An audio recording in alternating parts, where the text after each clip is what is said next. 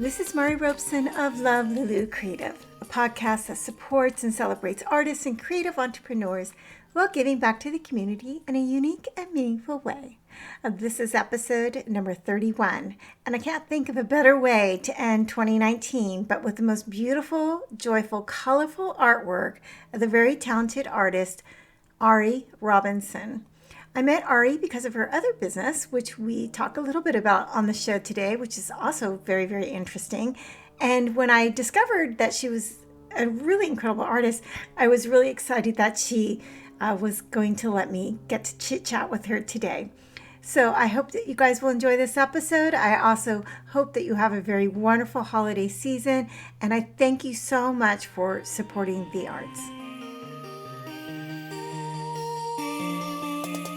Hi, Ari. I'm so happy to have you on the show today. I am really honored that you found me through Club Entrepreneur, your other business. And I remember going over there and then realizing that you actually are an amazing artist too. So that's when I saw you and I was like, oh, I need to have her on the podcast because she's an incredible artist too. Yeah, thanks for having me. I'm super excited to talk with you and talk about all the fun things we both get into. So Yeah.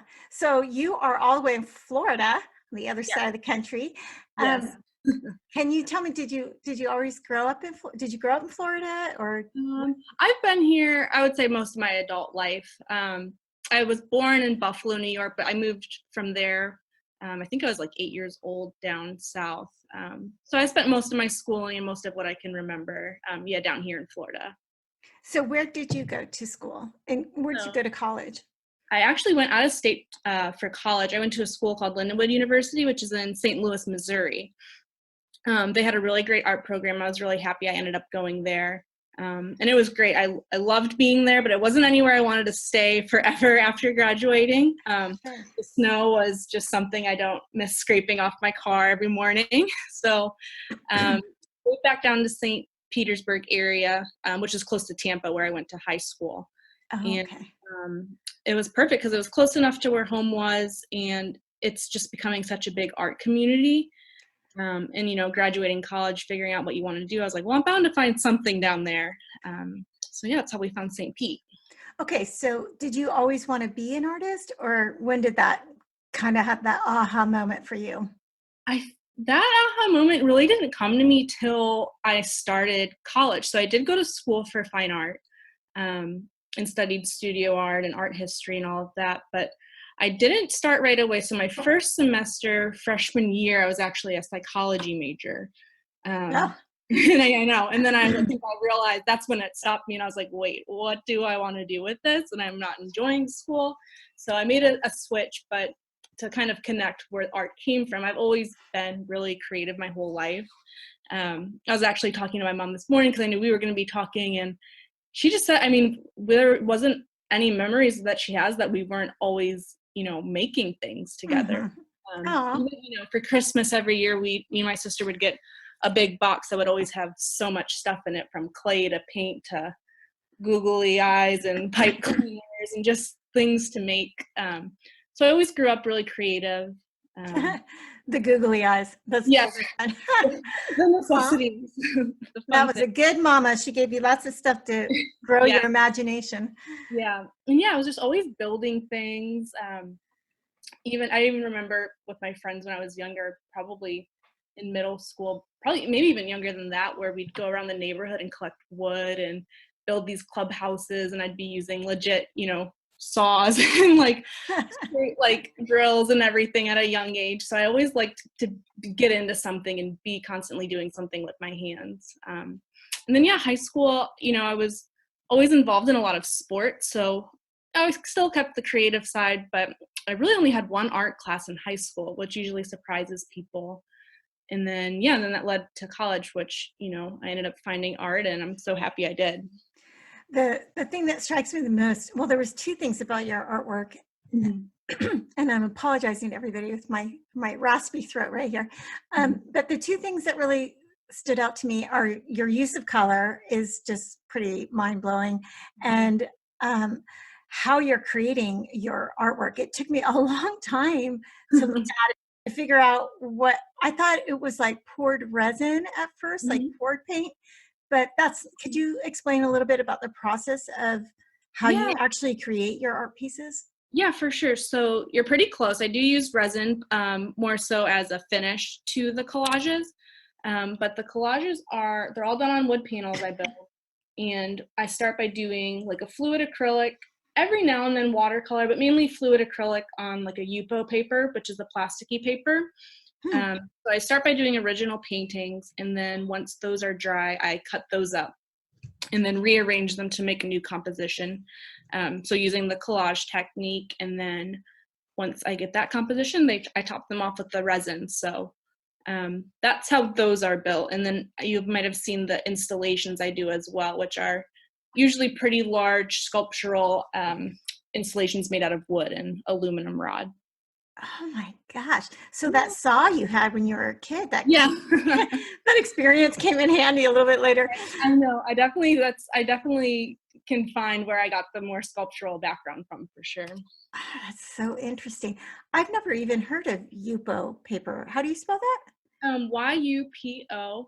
I think a lot of people Huh. use it differently than I've found how I like to use it. I know a lot of watercolor artists like it, and then a lot of people that do work with inks tend to like Wow. it. It's a really forgiving paper. It's pretty fun to use. I would always tell someone to play around with it if they haven't used it before, but I like I how cannot believe I've been doing this forever. I feel like I've been doing it 100 years and I've never even heard of that. yeah, you should definitely try that. It's a cool material, and yeah, I've found that it's what I like to do the paintings on best. I like how the paint sits on top of it, and how it handles the resin, and yeah, it's been working for me. So that's how you kind of get that swirling kind of vibe Yeah. to the paint. Yeah, I so I see. pretty much start with, doing the fluid acrylics, kind of like a marbling technique for most of the patterns. Right. There's the word. Right, Yeah, right.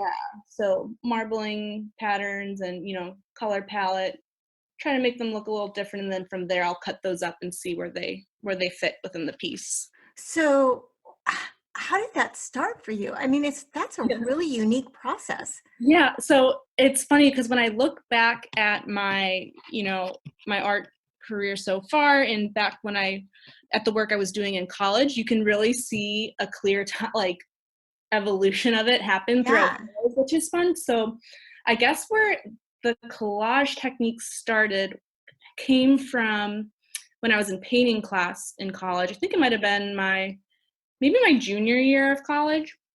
I was doing mainly watercolor paintings, but my emphasis was in sculpture. I have to take a little bit of all the Right. classes. And I just wasn't enjoying painting that much. And I was like, I don't know why. Like, I find a lot of inspiration from 2D artists, but it just, I wasn't having fun. And then I think one class, my teacher was like, all right, well, cut it up and do what you want to do with it. So I started cutting my watercolors into strips, and then started doing woven watercolors. Mm.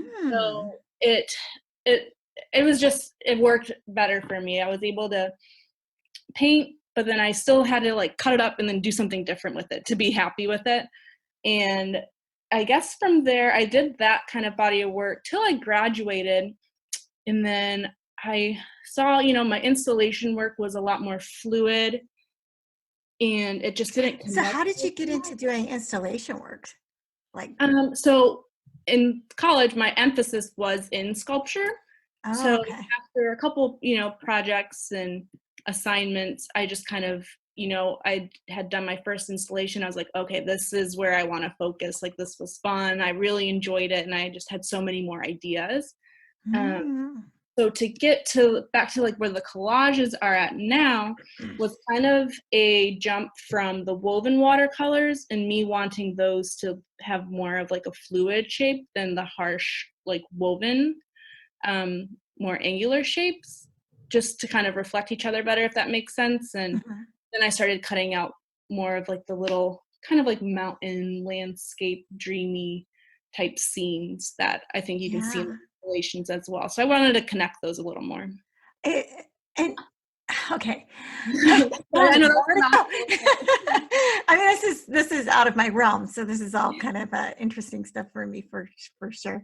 I love uh, I love that you look at it and you think, oh well, this could be the same thing. It could get repetitive, but Mhm. the colors just don't. Like it just, every single one I look at, it's just really, really good.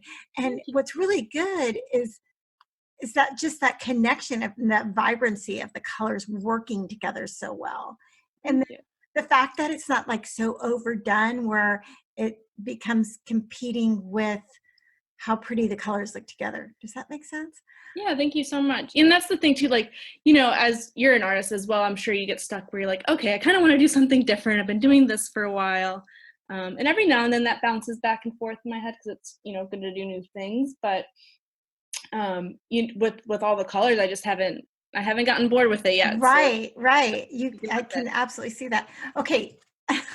And then because then what you could do is you change the shapes. Like you Yep. did all those, like it looked like sweaters.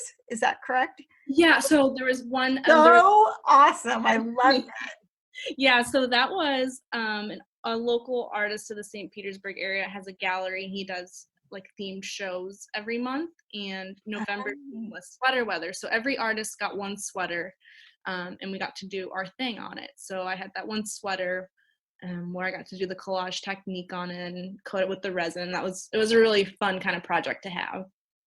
But then you did more than just one.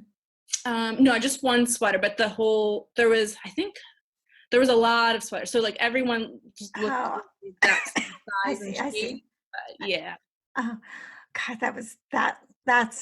that's really fun. Yeah. And the Yeah. flowers, and I mean, you could Yeah. you could change the shape of what you're doing, and it just completely changes the piece Yep. of art. So, but okay, so going back, so now let's talk about like are you doing this as a full-time job, as a full-time Yeah. artist? Yeah. So it's been almost exactly a year since I've been doing it full time, which has been really, really great. Um, making it work. Every now and then I'll work on some other projects, art related projects. But yeah, lately it's been just artwork, which has been awesome and has always been the goal. So So do really, you sell only your artwork on your site, or are you doing shows, or are you in a gallery? Are you represented? How are you selling your artwork? so a little bit of everything. Obviously, online's always nice when people can buy directly from you, or even social media, like how we met through Instagram. Mm-hmm. It's been really, really great. But yeah, I do try to do a lot of shows. I think this year I think I'm ending out with 12 shows this year, some bigger than others. Wow. Yeah, so I try to keep busy. But yeah, this year I counted. I was looking at my CV right before we called, and I was like, yeah, it looks like 12 to end out the year. Um, so yeah, I do it that way. Like I said, St. Pete's been such a really great town for artists, so there's always lots of pop-up shows and festivals and galleries. So Mm. I'm not represented by any specific gallery right now, but I do have some work in a couple galleries around town. So, okay, so that's really, really interesting. um, sorry, I just lost my train of thought. Oh no, you're fine. But yeah, as far as like selling artwork, try to, have a couple different avenues where people can purchase and find the work. So you're doing all of these different shows, and how do you go about, like, you're fairly young, so how do you go about knowing about all these different shows? And you said there's a community, but do you Hmm. belong to different clubs? Like if you were going to give advice to somebody about how they could go about Hmm. participating in all these shows and getting their artwork really out there, like you really getting it out there, Yeah. what would be like the first step that they should pursue? I mean, you're quite an outgoing person, so most artists tend to be a little bit more introverted. Hmm. Is there an email that you would suggest, or how would you go about getting your As far as, artwork out? getting your work out there a lot, it's really just, and this is advice I've been given too, is it's, I think, constantly being involved in as much as you can. So it started out slow. So I think to kind of backtrack to how I got started would be I think I had like maybe two shows right out of college, and then it just kind of it grows. But it's word of mouth. It's doing shows. It's trying to say yes to opportunities, and eventually you meet a lot of people, and um, the ball's rolling. So Mhm. it's just kind of kind of like a domino effect. The more you do, the more opportunities pop up. So that would be my advice, would be to just try and be involved in as much as you can. And I Yeah, I think, would imagine once you get into a couple of them, you start to know most of the same people yeah, or yeah, and you meet people, and word of mouth always helps. And I think for the most part, every city or most large cities have some sort of arts alliance or art community page where they post calls to art, like Mhm, open calls for artists. And I mhm. always recommend artists checking those to see if something might be a fit too. And then from there you meet people and you can get into a show, and yeah, just keeping busy, and one thing usually leads to the next, which has been great. So you're doing a lot of shows. So does it take you a lot of time to create your artwork that you're creating? Yeah, so I had a pretty big inventory of work last year because I had won a grant that we had to have a certain amount of pieces done for that show. So I had a lot of inventory from that. But my pieces, um, they can take anywhere from a couple days to a couple weeks. It's a long process because I have to wait for Right. uh, certain things to dry, but I can't like knock it out in one day by any means. Mhm.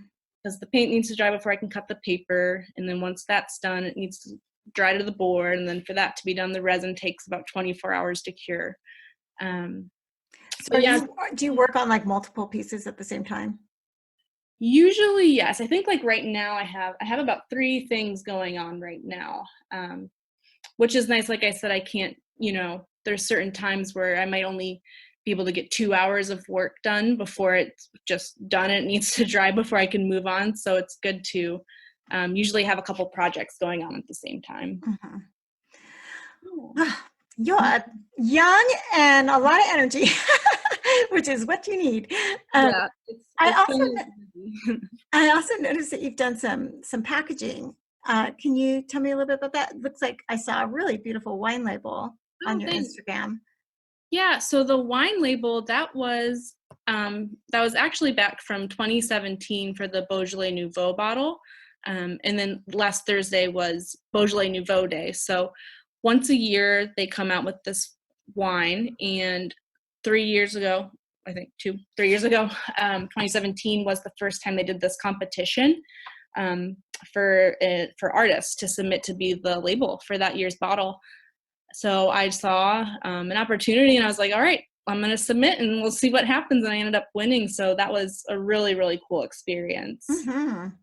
That's another great tip for people too, because I live in like the heart of wine country, so they do Oh, that. That's something that they do a lot for the wineries around here. Always to have local artists doing the artwork, so that's yeah, really I cool. would love to do more.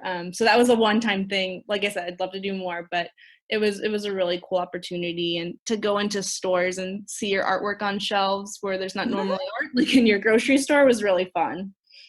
Yeah, your artwork lends itself nicely to some product design, like even textiles would be really cool to see. Thank you. Yeah, I'd love to get into that. That'd be a lot of fun. It's just that's It's advice I just time. yeah, it's just, how do I do it? Like there's some things, you think you figured out, and then there's things like that where I'm like, oh, Oh, well, I could tell you how to do that. yeah, we'll have to talk more. That'd be That's another episode, but I could tell you all about textiles. yeah, that'd be awesome. So the way we met was that so I felt so honored that you asked me and interviewed me. For once, I got to be on the other side of the interview, and that was really fun. And I went over and I saw this other business that you have called Club Entrepreneur, which is kind of brilliant. So why don't you tell me a little bit about that and why you started it? Yeah, so Club Entrepreneur is a database I designed and built of business tools to help artists and, creative entrepreneurs and makers of all kinds stay organized and motivated while running their own business. Because for the most part, at least, for me right now, or at the early stages of your career, you're the only one that's doing everything. You got to do your marketing, you've got to do like the accounting, the making, the selling. There's a lot of running parts. So Mhm. um, by becoming a club member, I have these 5 tools that you get access to. And they're tools like a sales and tax log, a mileage log, inventory management, and I think the other two are like a place to keep track of your receipts and expenses, and then an address book for clients and your prospects and all of that. So it's really just a place for everyone to keep all their business info a little organized, so you're not scrambling at the end of the year, and keeping track of your sales. And it helps, I think, take your business a little more seriously if you haven't kept track of those things before. Right. And you need to, Yeah. because it's a business. Is that a membership, or is that you pay for it once and it's done, or how does that? So either or, I have it set up to where it's actually $10 a month, where you can get billed monthly and you have access, or you can pay up front for the year, and I think you get a month free at the moment. But yeah, you can try it out for 7 days free, and it's growing. It's new. I had a soft launch of it a couple months ago, and then reached out to artists like you and some other people to get the blog section started. And I just really wanted it to be a space for people to also discover other artists too, and people like them, trying to do art full time, or just people that are making and selling their work and living their dream out. So I think it's really brilliant. I know I was one of the artist interviews, and I think it was Jennifer, where she said that you have to treat your business, your artwork, as a business. It's you can't.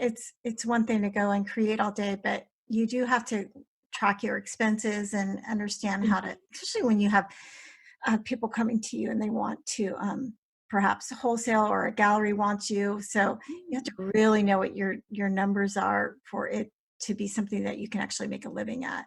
Yeah, for sure. It's just good to be prepared and organized for anything, and know, what's in your inventory, know, like you said, how much you're spending and how much you're making. Yeah, that's more fun. Yes, that's the fun part. All the numbers is how much you're actually making from everything. But yeah, it was just something that kind of was always in the back of my head, that there was something else within the art community I wanted to do besides just make my art. And there's services that help you, like that, you can keep track of accounting and everything, but this is a little more catered towards artists. And yeah, I mean, that's the first time I've ever seen anything geared towards artists specifically. So I thought that was really interesting when I saw that. Yeah, good job. Kudos to you. See the need out there. That's great. So what's next for you? Ooh, what is next? So I do have a big project coming up in February. A design company reached out to me, and they commissioned me to do some original pieces for them and a large installation. So it's going to be, I think, it's a commercial property downtown. So I think it's like an apartment complex or a condo. I'm not actually sure the official name of the place yet.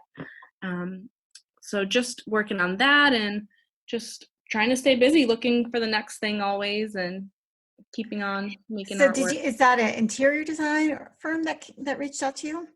Yeah, so they do, I believe it's just mainly interior design, and they do everything as far as like the architecture to finding the artists to every last detail. And they were looking for a local artist for the project, and they came across my website, so I'm really excited to work on that.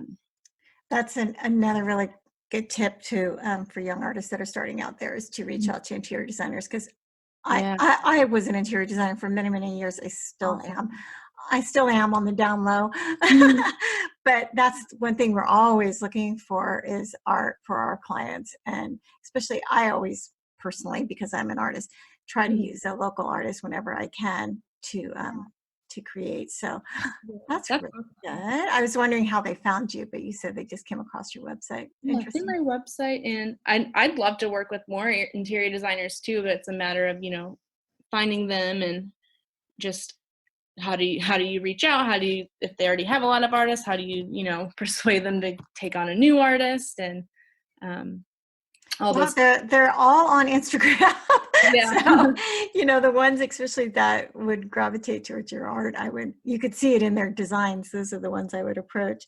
Yeah. You just got to do a little bit of research, but it is, they are truly always looking for art. Sometimes it would be kind of like And many times, like for me, I'll design a room around the art. So Mhm. it comes from art or the textile. You pull your colors, and that's where you start going. Most designers go from textiles, but I like that too. But if I have a really great piece of art that's going to work for the client, then Mhm. I'll design around that. So Yeah, that's fun. all Love you it. artists, put yourself in front of those interior designers because you guys all play nicely together. Yeah. Very So, fun. wow, I mean, you're pretty amazing. You're really Aw. young and you are doing a lot of different things. And I'm just wondering if you have any advice that you could, well, how about, did anybody give you some really good advice? Yeah, so I've had a lot of, amazing people that I've met and I've come across in my art career so far. Um, just like even starting, from my professors in college to mentors now. And I think the best advice is truly that to just keep making and keep going. And, I've had people tell me just to stick with what you like to do because no one can do it like you do. Mm, And to get busy with your hands and not stuck in your head. Because if you wait for the best idea ever, you might be waiting forever and then you never get anything done. mhm. So that's some advice I've been given, and try to always stick with that and remind myself too, because we all get stuck and need to go back to the roots of what we've been told. I'm just curious. I actually have daughters a Yep. little bit younger than you, but Mhm. they're all artists, and I know Oh, awesome. posting their art is kind of a. They have their like my one daughter, who's a very good artist, has it on private, and I'm like, how do you expect anybody to find you if you have your art on private? And she's an incredible digital artist, but I think it has to do with how the concern of the social media receiving, how do you handle that? I mean, for the most part, I've never really received anything too negative. If that's what she's worried No, about. not negative, just like the likes and all that. Oh yeah, it's easy to get caught up in that for sure. I think we find ourselves on Instagram more often than not throughout the day nowadays. At least I know I do. Um, but I think, like you said, it's easy to get caught up in, seeing the likes and comparing them to other people you might like and seeing that they might have a lot more. Um, but I think it just kind of goes back to you just got to know you're doing what you like to do and you'll find your people that like it too. Yeah. Uh, but yeah, totally Yeah. let everyone see that. I know. I have a scholarship that we do, which is what this podcast is for, and that is one of the requirements is that they have a social media art account because I think it's so important to be putting your artwork out there, and Yeah. that's how people find you. I mean, that's how I've gotten some of the biggest jobs I've ever done, or just, For and sure. now the likes have completely changed. They just Yep. aren't what they were. It is No. what it is. So just let that go. For sure. For sure. I think it was like right when I really started Instagramming and, created my art business page separate from like I do have a personal account that I do keep private, but the art one I keep, open to the public. Sure. And it was, I think I jumped on right at the right time. I had a ton of followers. I was getting hundreds of followers every day. I was like, oh my gosh, this is crazy. And that in itself was motivation to keep going. And hundreds if not thousands of likes, and then nowadays I'm lucky it's makes it over 100 likes. It's just I hear you. and it's like, and then you go and you look back and you're like, well, I think my work's getting better, I'm doing so many more things, like I'm more accomplished. But I mean, it is what it is, and at the end of the day, if you like what you're doing and Right. still doing it, it's you just try to not get caught up in it. But it is hard to see and not compare yourself to other people. I don't do any comparing. I don't have that much time to do that, but Yeah. I Yeah. have noticed that like it doesn't get shown. So Mhm. like if you have thousands of followers and it's shown to like 400 people, Mhm. I'm like, well, that's still a 25% like rate. So, Yeah. oh well, Yeah, it just doesn't make sense, but it is what it is, and yeah. Anyway, yeah. not a reason to get bummed No, out about it at all. no, Just for keep sure. putting your artwork out there. Mhm. Well, this has been such a treat to get to talk to you. And I'm so happy to feature you for December because your artwork's just so happy and colorful. And it's a Oh, great thank way you. to round out the end of 2019 with your beautiful artwork. So thank you so much, Ari. Yeah, thank you for having me. This was fun, and I'd love to even talk with you more and get to know more about your artwork and everything you're doing. Yeah. Well, we'll have to do it. We'll do Yeah. the textile episode. Yes, that'd be fun. All right. Great. Thank you. Yeah, thank you so much. Thank you so much for joining me today. If you like this podcast and you'd like to support it even more, you can join me over on patreon.com/Mari Robson and become a patron of mine. If you're a patron of mine, you'll receive bonus episodes every month, only for patrons. You'll also receive 20% off all the merchandise in my online shop, marirobson.bigcartel, and you will be receiving free printables every month that will be of my artwork, and they're some really fun things. You can follow along on Instagram and you can see what I'm creating just for my patrons. I would deeply appreciate it. It would help me keep the lights on, and it would help me pay all the fees that it takes to put together a podcast like this so that I can keep supporting all the artists, keep bringing you great information, keep paying it forward to the next generation of artists. It's just a wonderful thing, and I would really deeply appreciate your support.